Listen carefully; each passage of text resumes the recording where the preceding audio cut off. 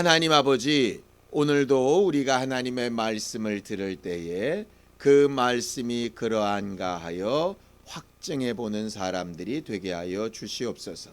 하나님이 약속하신 말씀이 우리 안에 그대로 이루어지고 경험될 수 있도록 확인해 보고 묻고 간구하는 심령들이 되게 하여 주시옵소서.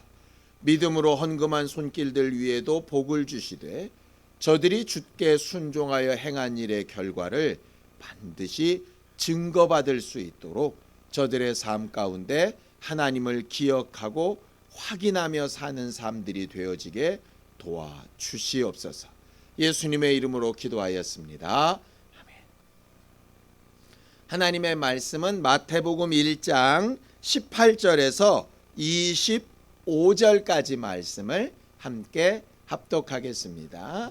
마태복음 1장 18절에서 25절까지 함께 합독하겠습니다. 함께 읽습니다. 시작. 예수 그리스도의 나심은 이러하니라. 그의 어머니 마리아가 요셉과 약혼하고 동거하기 전에 성령으로 잉태된 것이 나타났더니 그의 남편 요셉은 의로운 사람이라 그를 드러내지 아니하고 가만히 끊고자 하여 이 일을 생각할 때에 주의 사자가 현몽하여 이르되 다윗의 자손 요셉아 내 아내 마리아 데려오기를 무서워하지 말라. 그에게 잉태된 자는 성령으로 된 것이라. 아들을 낳으리니 이름을 예수라 하라. 이는 그가 자기 백성을 그들의 죄에서 구원할 자이심이니라 하더라. 이 모든 일이 된 것은 주께서 선지자로 하신 말씀을 이루려 하심이니 이르시되 보라 처녀가 잉태하여 아들을 낳을 것이요 그 이름은 임마누엘이라 하리라 하셨으니 이를 번역한즉 하나님이 우리와 함께 계시다 함이라. 요셉이 잠에서 깨어 일어나 주의 사자의 분부대로 행하여 그의 아내를 데려왔으나 아들을 낳기까지 동침하지 아니하더니 나음의 이름을 예수라 하니라. 아멘. 하나님은 우리에게 믿음에 대해서 가르치실 때에 그저 믿는 것이 아니라 시험해보고 확인해봐야 하는 것이 믿음이라고 그렇게 가르치십니다. 우리가 믿음 하면 주로 생각나는 것이 예수님의 제자였던 도마가 예수가 부활하신 사실을 믿지 못하겠다라고 했을 때에 예수께서 이렇게 말씀하시죠. 내 부활한 것을 믿지 못하겠거든 네 손가락 들어서 내 옆구리와 못자국에 손을 넣어보고 믿는 자가 되어라 라고 말씀하셨습니다. 그러면서 그 뒤에 하신 말씀이 있죠. 보지 못하고 믿는 자가 복되다 그러셨어요. 이 말을 우리가 오해해서 믿음은 보지 않고 믿는 거야. 확인해 보지 않고 믿는 거야. 믿음은 그저 믿는 거야. 믿는다고 막 하는 거야. 그래야 복 있는 거야. 라고 이렇게 착각을 합니다. 그런데 그 말씀은 분명히 그렇게 안 돼 있어요. 보지 않고 믿는 자가 보고 믿는 자보다 더 낫다는 의미이지요. 믿음은 덮어놓고 믿는 것이라는 뜻은 아닙니다. 우리가 그 말씀을 오해하다 보니까 왜 그런지를 묻고 그것이 진짜인지를 묻고 확인해 보겠다라고 하면 믿음 없는 사람, 의심이 많은 사람, 복받지 못한 사람 이렇게 우리가 함부로 치부하는 경향이 있거든요. 그냥 말만 하면 아멘 잘하고 믿는다라고 하고 으쌰으쌰 하면 굉장히 믿음이 좋은 사람 이렇게 착각을 할 때가 있다 이 말이에요.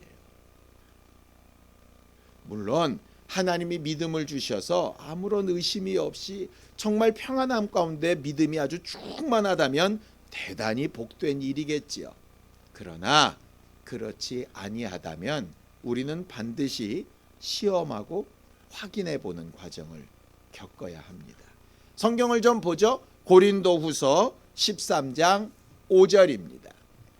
함께 합독하겠습니다. 고린도후서 13장 5절 시작. 너희는 믿음 안에 있는가? 너희 자신을 시험하고 너희 자신을 확증하라. 예수 그리스도께서 너희 안에 계신 줄을 너희가 스스로 알지 못하느냐?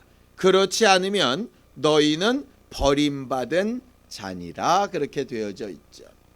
우리는 흔히 믿음과 시험과 확증이라는 것은 함께 있기 어려운 말이라고 생각을 합니다. 믿는 건 그냥 믿는 거고, 시험해보고 증거를 내놓으라고 하는 건 그건 믿음과 정반대의 의미라고 생각을 하는데요. 성경이 가르치는 믿음은 그렇지 않습니다. 성경이 가르치는 믿음은 확인해 봐야 되고요.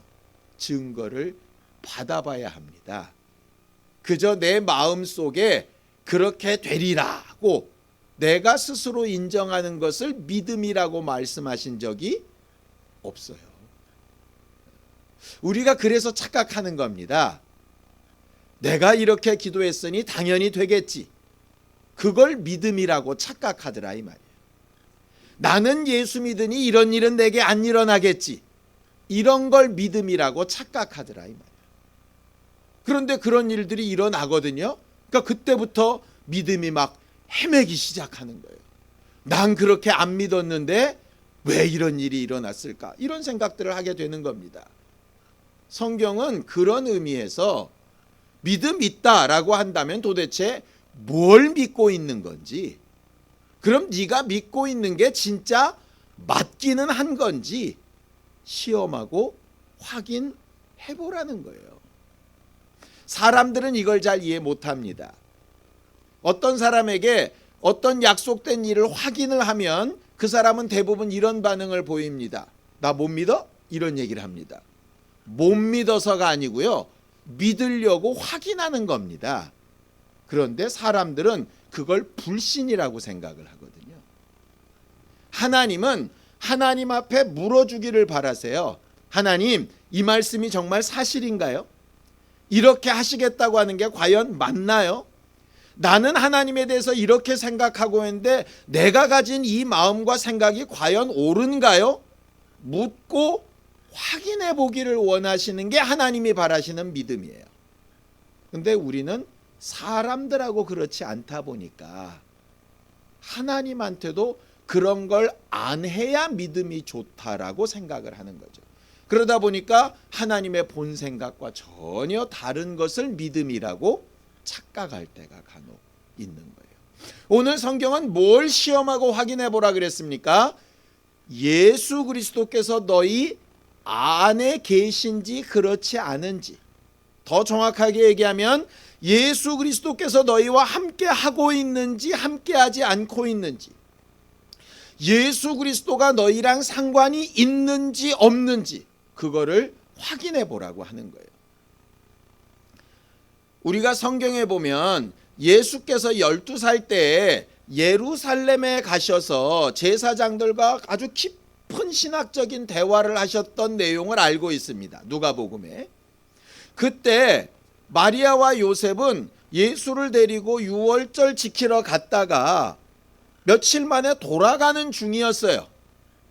근데 예수는 남아서 바리새인들과 제사장들과 대화 중이었는데 요셉과 마리아는 어떤 착각에 있었느냐? 예수랑 같이 예루살렘에 왔으니까 돌아가는 길에도 예수와 함께 하고 있다고 착각했어요. 그래서 3일쯤 갔는데 아들이 없는 거예요. 어떻게 알았을까요? 확인해 봤더니 알았죠. 당연히 있을 거라고 3일 동안 같이 안 가면서 가고 있었는데 나중에 3일 후에 확인을 해봤더니 아들이 없는 거예요. 그러니 아들이 있는 자리로 돌아가야죠. 예루살렘으로 돌아가서 예수를 만납니다.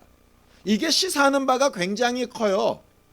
우리가 예수를 분명히 과거에 어느 때 믿었습니다. 믿음을 고백했고 침례도 받았고 성령도 받았다고 칩시다. 그랬다고 지금도 예수와 늘 계속 함께하고 있다고는 보기 어렵습니다. 마치 요셉과 마리아처럼 말이죠. 함께하지 않고 있는데 함께하고 있다고 스스로 착각할 수 있거든요. 그러니 확인해 봐야 되는 거예요. 내가 과거에 있었던 믿음을 지금도 그 믿음을 가지고 있다고 착각할 수 있어요. 과거에는 없었던 믿음이 지금은 있는데 여전히 나는 믿음 없는 자라고 착각할 수도 있거든요. 그러니까 지금 이 순간에 예수 그리스도께서 나랑 함께하고 계신지, 그분이 내 안에 계신지, 내가 과연 믿음에 있는지 스스로 확인해 보는 것은 반드시 필요한 문제입니다. 그럼 예수가 우리 안에 계신지 안 계신지를 확인하는 건 뭐라고 얘기하느냐? 자, 고린도후서 13장 5절 읽었는데 그 앞에 3절을 보면 이렇게 되어 있습니다. 함께 읽어볼까요? 시작. 이는 그리스도께서 내 안에서 말씀하시는 증거를 너희가 구함이니 그는 너희에게 대하여 약하지 않고 도리어 너희 안에서 강하시니라 이랬어요. 예수 그리스도께서 우리 안에 계시다라는 증거는 뭐냐면 내 안에서 말씀하시는 증거가 있다라는 거예요. 말씀하시는 증거. 오늘 지금 이 순간 내게 필요한 하나님의 말씀을 생각나게 하시는 것이 있는가? 그 약속이 생각나고 있는가? 그 약속이 지켜지고 있는가? 하는 것을 가지고 확인해 보라는 거예요. 그러니 하나님의 말씀을 알아야죠. 그래서 성경이 이렇게 되어 있는 겁니다. 믿음은 들음에서 난다. 들음은 그리스도의 말씀으로 말미암는다. 듣기만 하면 믿음이 생긴다는 얘기가 아니고요. 말씀을 들어놔야 그 말씀이 내가 처한 상황이나 환경 가운데서 생각이 나고 적용이 되고 그대로 이루어지는지 확인을 할 수 있는 거예요. 들은 게 없는데 어떻게 확인을 하겠어요? 그죠? 우리가 지금 유행하는 전염병에 대해서 내용을 들었죠. 열이 37도 5분 이상 올라가면 이런 것들 배우지 않습니까? 그러니 체온계를 꽂아보고 자기가 스스로 확인해 볼 수 있잖아요. 기침을 동반해야 된다고 하니까, 오한이 난다라고 하니까 이게 단순한 건지 아닌지 확인해 보는 여러 가지 일들을 우리가 알고 그걸 확인하지 않습니까? 똑같이 믿음도 마찬가지라는 거예요. 우리가 병균을 피하기 위해서 굉장히 조심하는 것처럼 죄를 피하기 위해서 믿음으로 그 죄에 대한 부분을 계속 확인해 가는 게 필요하거든요. 그런데 우리는 그런 걸 확인하지 않고 사는 거예요. 죄를 지으면서도 죄인 줄 모르는 거예요. 병균은 무서워하는데 죄는 안 무서워하는 거예요. 육체가 걸려서 죽을 수 있는 그 위험성에는 부들부들 떨고 큰일 났다고 벌벌 떨면서 영혼이 죽을 수 있는 죄에 대해서는 전혀 확인도 안 해보고 증거도 안 받아보고 내가 죄의 문제에서 해결되었는지를 확인도 안 해보고 그래도 난 괜찮겠지 이렇게 생각하고 사는 거예요. 그렇다면 나는 정말 믿음 있는 사람인지 생각해봐요. 제일 바보 같은 사람이 누구겠습니까? 죄 가운데 있으면서 나는 죄와 상관없다고 생각하는 사람이 제일 바보 아니겠습니까? 우리가 지금 손가락질하는 사람들 뭐예요? 중국 갔다가 와가지고 나는 괜찮겠지 하고 막 돌아다니는 사람들을 열심히 욕하고 있잖아요. 그렇죠? 왜 자기 자신을 확인을 안 해보는 거야? 남들한테 피해를 주게. 그런데 우리는 우리 영혼에 죄가 있고 예수의 피가 내 죄를 확실하게 사하고 계시고 지금 내가 예수 앞에 구원받은 사람인지를 확인도 안 해보고 나는 교회 다니고 있으니까 구원 받았을 거야 이러면서 돌아다니는 사람, 아주 위험한 사람일 수 있지 않느냐. 여러분들은 여러분들의 믿음을 확인해 보고 있습니까? 확인해야 하는 거예요. 우리가 과연 그럼 믿는다는 건 뭘 믿는 걸까요? 많은 사람들이 예수 믿는다, 하나님을 믿는다, 심지어는 교회 안 다니는 사람들은 우리를 가르쳐서 교회 믿는 사람들이라고 얘기하는 사람들도 있더라고요. 뭐 그 사람들이야 모르니까 그럴 수 있다고 칩시다.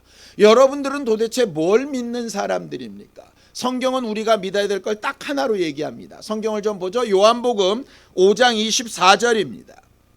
요한복음 5장 24절입니다. 함께 읽습니다. 시작. 내가 진실로 진실로 너희에게 이르노니 내 말을 듣고 또 나 보내신 이를 믿는 자는 영생을 얻었고 심판에 이르지 아니하나니 사망에서 생명으로 옮겼느니라. 여기 보면 우리가 믿어야 될 대상은 첫 번째 예수가 하신 말씀입니다. 내가 너희에게 한 말을 듣고, 이렇게 되어져 있죠. 예수가 오셔서 하신 말씀이 뭐죠? 내가 이 땅에 왜 왔느냐 하면 너희의 죄를 용서할 수 있는 방법이 내가 와서 너희를 대신하여 죽고 부활하는 방법밖에 없기 때문에 내가 온 거야 라고 말씀하셨어요. 하나님이 너희를 사랑하시는데 죄 때문에 너희를 구원하실 수 없어서 나를 보내셔서 너희를 구원하라고 보내신 거예요. 나를 보내신 하나님의 마음은 너희를 너무나도 사랑하셔서 죄 가운데 있지 않게 하시려고 나를 보내신 거야. 이걸 믿으라는 거예요.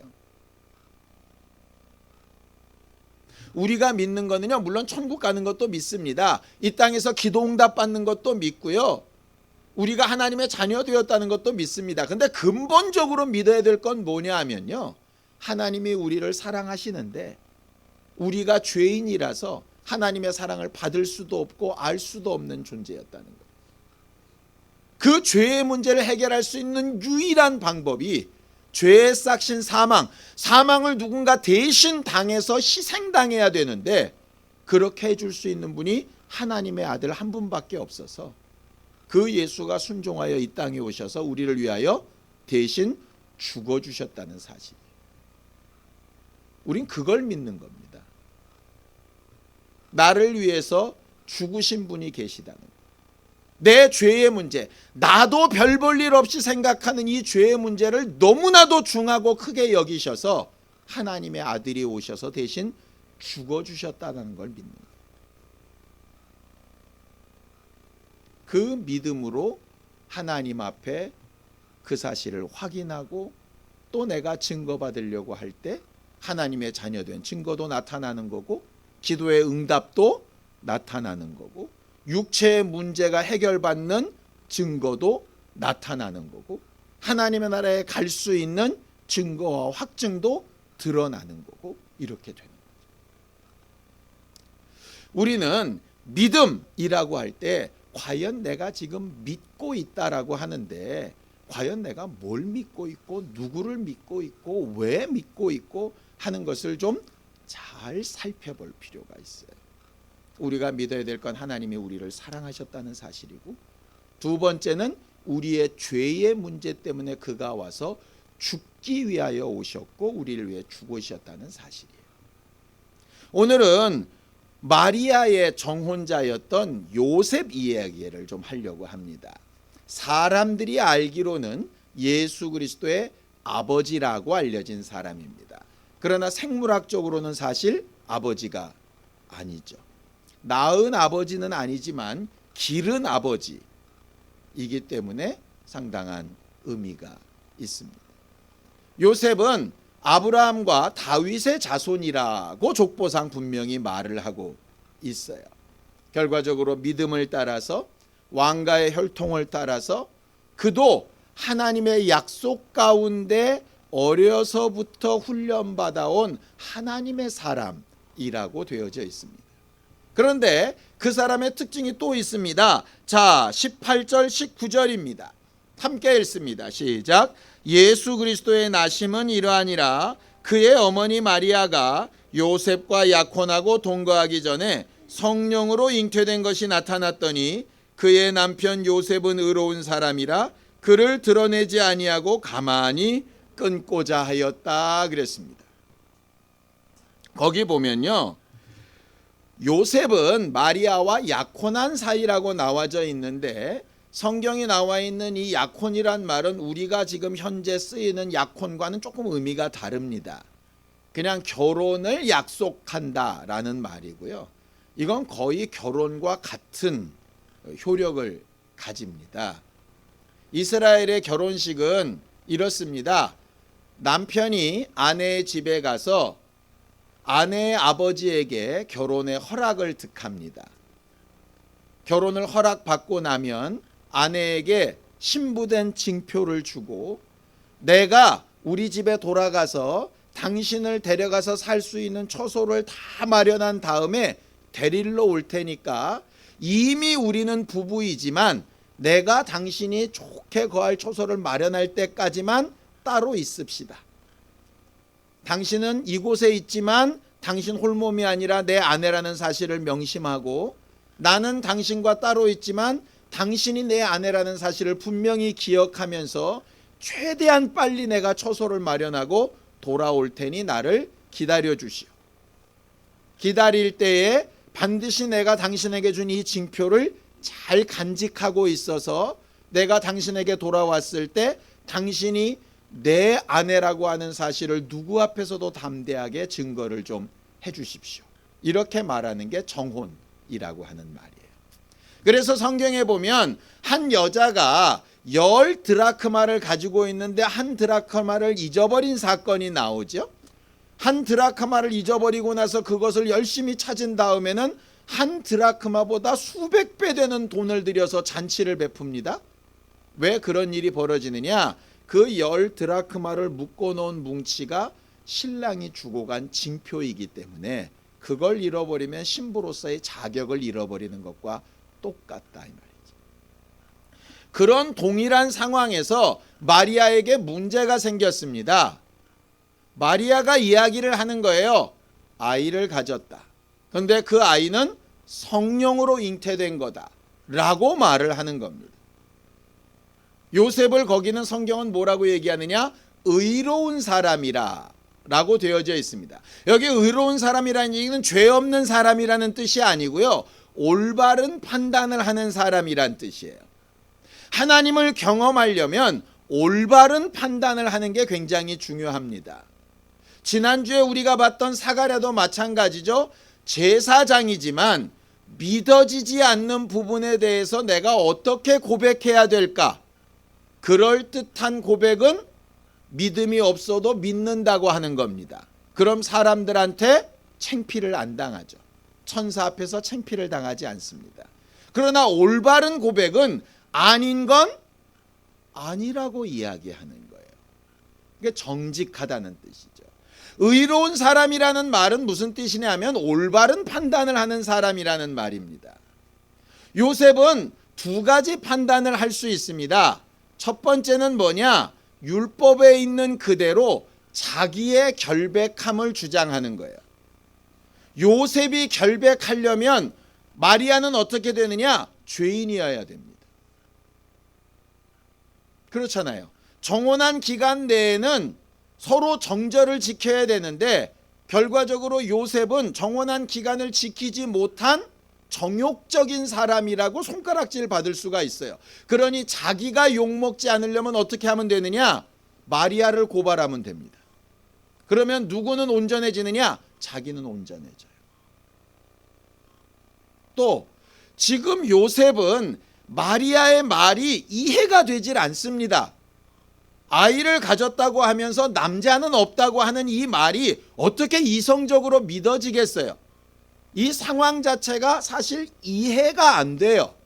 그러니까 그냥 고발하고 자기만 거기서 빠져나가면 됩니다. 근데 그렇게 하기에는 문제가 생긴 게 뭐냐 하면 이 마리아를 너무 사랑한다는 데 문제가 있어요. 말 그대로 하나님이 죄인인 우리를 보실 때 저거 없는 셈 쳐. 그러면 예수를 굳이 보내실 필요가 없어요. 그런데 이 죄인인 우리를 사랑하신다는 데 문제가 있는 거예요.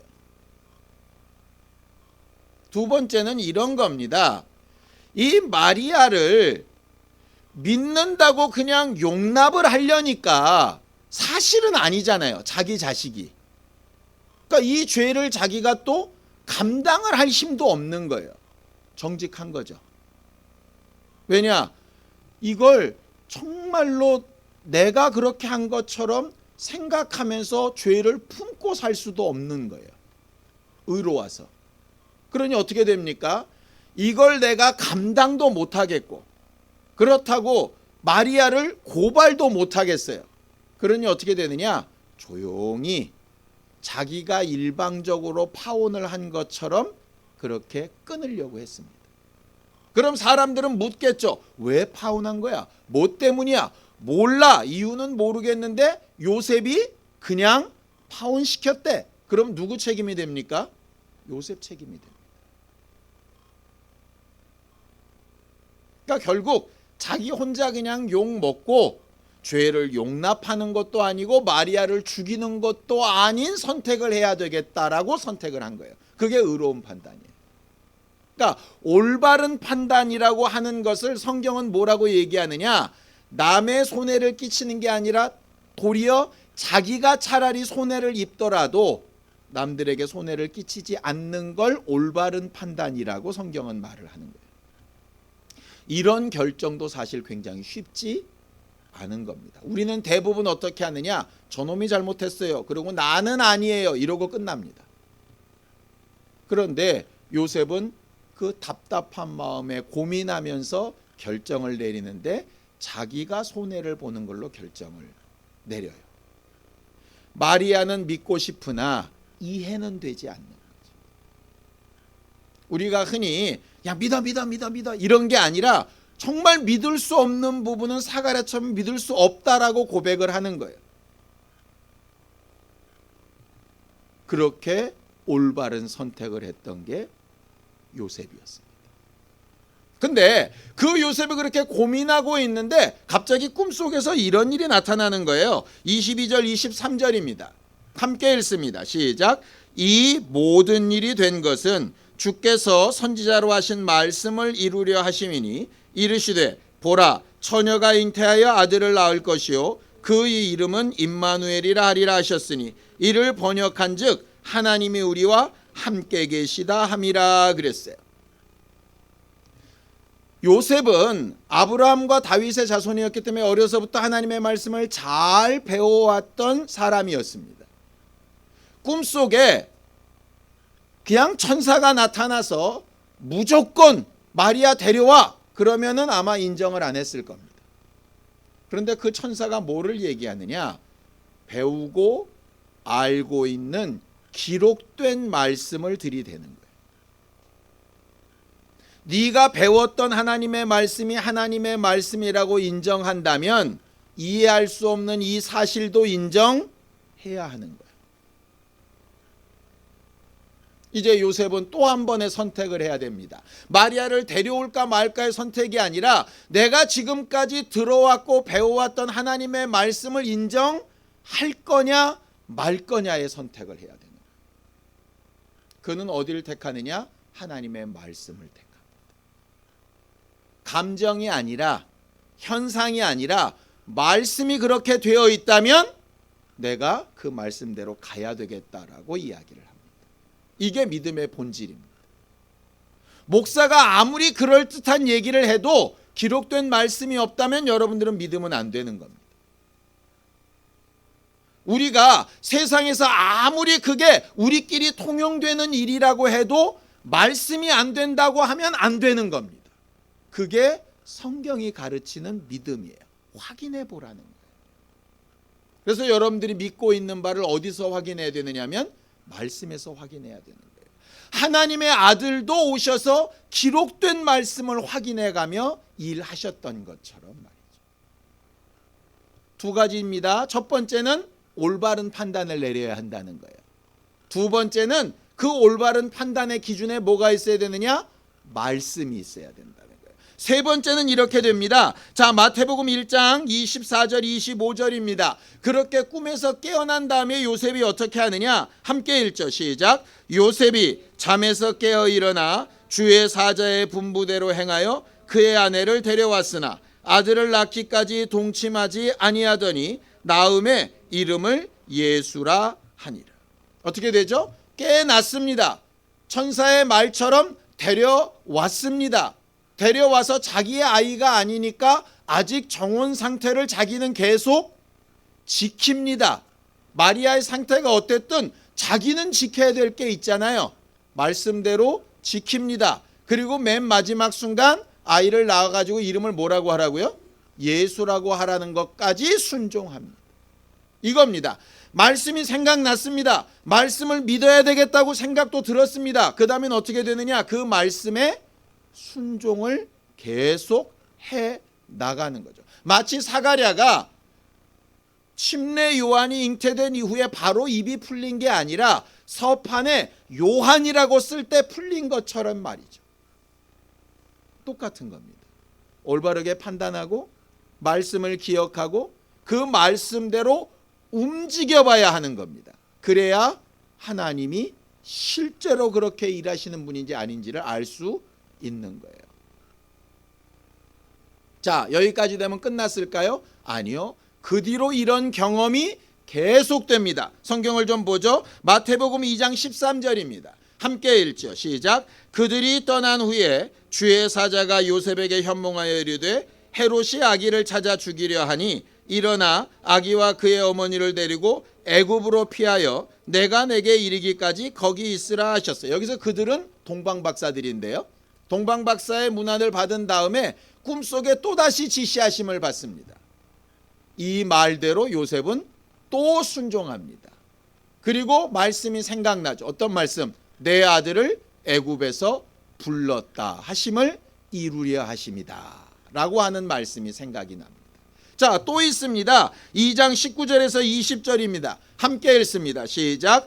헤롯이 죽은 후에 주의 사자가 애굽에서 요셉에게 현몽하여 이르되 일어나 아기와 그의 어머니를 데리고 이스라엘 땅으로 가라. 아기의 목숨을 찾던 자들이 죽었느니라 하셨습니다. 애굽에서 살던 동안에 또다시 천사가 나타나서 이번에는 너희 동네로 돌아가라고 말씀하십니다. 그리고 나사렛 동네에 갔더니 저가 갈릴리 사람이라고 칭함을 얻으리라는 말씀이 이루어집니다. 이 이후로도 기록되지 않지만 요셉은 살아생전에 예수를 통해서 기록된 하나님의 말씀이 계속 이루어져 가는 것을 확인하고 또 확인하고 확인해 봤을 겁니다. 많은 사람들이 이렇게 생각합니다. 나도 그냥 꿈속에 천사가 붕 나타나서, 나도 갑자기 하나님의 천사가 눈앞에 확 나타나서 뭔 말을 해주면 쉽게 믿을 것 같은 착각이 있습니다. 그러나 그건 믿음이 아니고요. 꿈속에 보았던, 천사가 나타나 말했던, 목사를 통해서 말했던, 여러분들이 성경을 통해서 봤던 동일한 그 말씀이 여러분들에게 확인되고 증거될 때 그걸 믿음이라고 이야기합니다. 한 번의 경험이란 뜻이 아닙니다. 요셉은 아마 믿음이 점점 나아졌을 겁니다. 왜? 말씀을 확인해보고 확인해본 것들이 늘어나면 늘어날수록 하나님에 대해서, 예수에 대해서, 하나님이 하시는 일에 대해서 점점 더 확신하게 되어졌을 테니까. 그래서 우리의 믿음을 뭐라고 설명하느냐 하면 예수 그리스도의 수준에까지 자라나가는 것이라 이렇게 말합니다. 믿음은 하늘에서 번쩍 떨어지듯이 우리 안에 완성되는 게 아닙니다. 하나님의 말씀을 확인하고 증거해 가면서 자라나가는 거예요. 여러분들이 이번 한 주간 동안 어떤 형태로든 예수가 여러분들 안에 있는 증거로 말씀이 생각나고 그 말씀대로 뭔가 해보려고 할 때에 해본 그 다음에 증거와 확실한 일들이 여러분들 삶 가운데 쌓여져 나갈 수 있게 되기를 예수님의 이름으로 축원합니다. 오늘 설교 제목을 믿음의 내용을 우리가 좀 확신해 보자 그랬습니다. 여러분들은 도대체 뭘 믿는 사람입니까? 여러분들의 바램을 믿는 사람입니까? 하나님의 약속된 말씀을 믿는 사람입니까? 말씀을 믿는다는 게 그냥 그렇게 되었으면 좋겠다라고 기대하는 겁니까? 그 말씀대로 살아보고 있는 겁니까? 사는 것으로 만족하는 겁니까? 산 다음에 하나님이 하신 어떤 결과를 확실히 보고 지금 말하고 있는 겁니까? 이 단계들을 계속해서 잘 확인해 볼 수 있는 우리 모두가 되었으면 정말 좋겠습니다. 함께 같이 기도하겠습니다. 하나님 아버지, 우리를 도우사 하나님 앞에 올바른 판단을 하는 사람, 하나님의 말씀이 기억나는 사람, 그 말씀대로 살아보는 사람, 살아본 그 결과가 우리 안에 쌓이고 쌓여서 믿음이 되어지는 사람들이 되도록 우리 모두를 도우시고 함께하여 주시옵소서. 예수님의 이름으로 기도하였습니다. 아멘. 이제는 우리 주 예수 그리스도의 은혜와 하나님 아버지의 극진하신 사랑과 성령님의 감동하시고 함께하시는 분명한 증거가 믿음의 내용을 잘 살피기를 원하는 우리 모두 위에 이제부터 영원까지 함께 있을지어다. 아멘.